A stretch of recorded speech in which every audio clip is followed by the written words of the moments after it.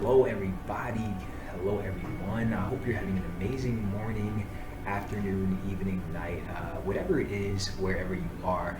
Here it's morning, and it's a little cloudy, it's a little gray out, but it's still a nice day. As you can tell, I'm making this video from the comfort of my hospital room. But I like to think of it as a nice hotel room. You know, I have a nice bed. It's pretty comfortable. Got a nice TV. The few channels that do work have some good stuff. There's definitely some nice entertainment on here. Got my own bathroom with a shower, dresser with some drawers. The window has a nice view, and the food here, not what you'd expect to be eating at a hospital. Your boy has definitely been eating quite all right while I've been here. As you can probably tell from the title of this video, this week has been a very unexpected, very unprecedented, very interesting week for me. While I'm here, I just decided to share my experience, what happened, and what's currently going on. And yeah, so I'll just get into it. So this past Wednesday, I remember waking up between 5:30 and 6:30 in the morning, and the first thing I noticed was there was this really this sharp tightness in my chest area, like right in the middle of my chest. The night before, I went to sleep, normally. I was like fine, comfortable. All I'd done that day was, run a few errands, hung out with one of my buddies, just play some video games, movies, had some pizza. And yeah, I got back home, went to sleep, and I just woke up with that tight feeling in my chest. I was like, what is this? What is going on? I've experienced tightness in my chest area before, but Wednesday, that morning, just very much more potent, in the extent and degree of the feeling was something I've never experienced before. So I went and took a nice bath in some Epsom salt. I thought maybe that would help calm my body or stress or whatever may have caused it. But it was still very steady, and it was remaining even after I took that. So I went to my dad and I was like, "Dad, there's this tight feeling in my chest." And he said we should go to the hospital, and he ended up taking me to the hospital. So we arrived at the hospital. First we had to get past this check-in area point where the staff member that was there, I think it was limited to only one patient or person coming to the hospital could be spoken to at a time. So obviously because of the coronavirus, hospitals have to be very precautious about how they're admitting people, for obvious reasons. So I got past that. Fortunately, I have not been diagnosed. Not been about to come into contact with anyone that has the coronavirus. But yeah, after explaining, had that tight feeling in my chest area. Got my measurements, my vitals, and they drew some blood for blood work. One of the things that was pretty outstanding was my blood pressure reading. I believe the reading was in the 150s over 90s, and that is pretty up there, especially for someone my age, being 20 years old. So after that, I was taken to the pediatrics area of the hospital. That's where they take care of youth and young adults. And I pretty much just had to wait there and lie down until the doctor came in to talk with me and also discuss the results of the blood work. But while I was there, a few nurses came in to check on me and also check my vitals, my heart rate, my blood pressure, my temperature, all that good stuff. So eventually the doctor came in, introduced herself, and asked me a few questions about why I came in today, what I was feeling earlier, things I'd done before, like yesterday or throughout the week. Also questions about my medical history. I guess to get an understanding of any factors that may have contributed to what I was experiencing. And then she informed me that my blood work showed signs of a heart attack. So that was obviously very alarming, but also surprising. I should also mention that I don't do any drugs, I don't drink alcohol.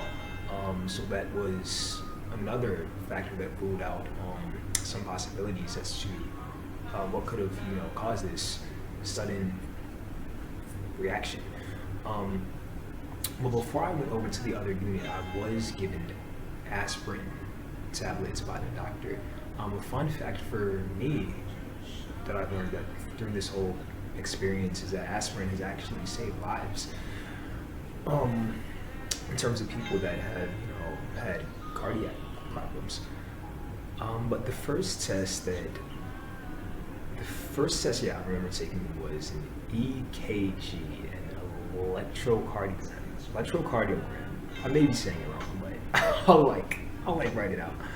And that basically involved like them putting stickers around different parts of my body, like chest, legs, arms, and I think that's essentially just senses like my heart rhythm and how gives them a sense of how my heart is doing and functioning.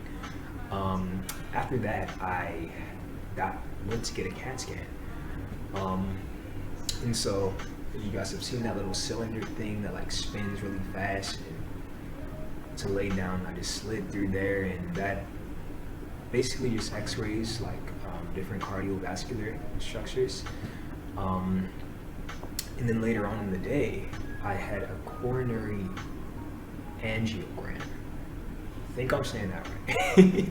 And so like a special dye was put through my vein, and I guess it like dyes the blood or whatever, and that allowed them to take pictures, like specialized X-rays of my arteries. And probably the most uncomfortable test that I was given was a test for the coronavirus. um, yeah, it was pretty uncomfortable.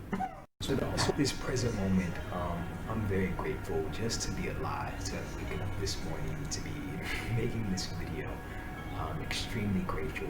I also feel a lot better than I did when I first came in Wednesday morning.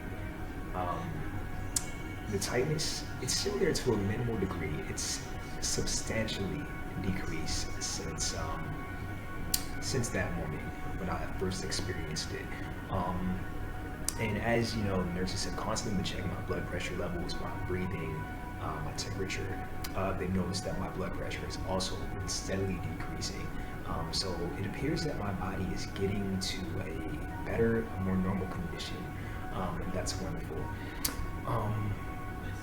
The unfortunate news is that although I may not have experienced the full extent of a heart attack, it has been observed that my heart muscles have experienced damage. That has been observed by the high levels of troponin, a type of protein that's supposed to remain in the heart cells. But since the presence of that has escaped into my bloodstream, damage to my heart muscles has occurred. How that happened, the doctors are still unsure. All the tests that were taken came back negative. They didn't discover any blockages. The X-rays didn't show any structural damage or abnormalities. So I believe today there's another test that are going to be taken, and they're still investigating. What's going on. They just want to monitor me because of the uncertainty, but also just to make sure that my body continues to make positive progress. But what I'm even more grateful for is the high level of generosity and kindness and care that I've been shown, not only by caretakers, but by my friends and family who have been reaching out. Unfortunately, I cannot have any visitors, but they've definitely been very active in reaching out to me and offering me words of love. I most certainly believe that all of that love, all that kindness has been a major part of my healing during this journey, during this process. So I am extremely grateful for everyone that is supporting me. And but if you're watching, definitely please continue to send your prayers, your hopes, your well wishes to me, my health, because things are still uncertain, but I'm very hopeful that I'm going to be clear to get out of here soon, and I'll be healthier and better and be able to live a long, healthy, happy life with some changes that I'll personally be making in my life to, do my role in making sure that my body is good, my health is good, and that I'm well. And I would just encourage everyone watching to be grateful for be grateful for your life, for every second, every minute, every hour, every day, every week, every month, every year, every decade of it, because life can be so unpredictable. I certainly did not expect my week to be like this. Nevertheless, I'm very grateful for it. But yeah, you never know what can happen.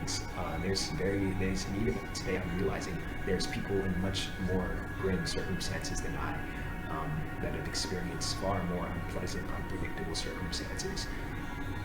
Life can just change in a blink of an eye. So yeah, be grateful for your life and act your gratitude by taking care of yourself, your health, and really valuing the relationships that you have in your life, because they are so valuable and important, especially when you may be experiencing a uncomfortable, unpleasant um, circumstance. Um, yeah, I know I certainly will be doing that. So yeah, that's what's been happening. That's where I am, and thanks for watching.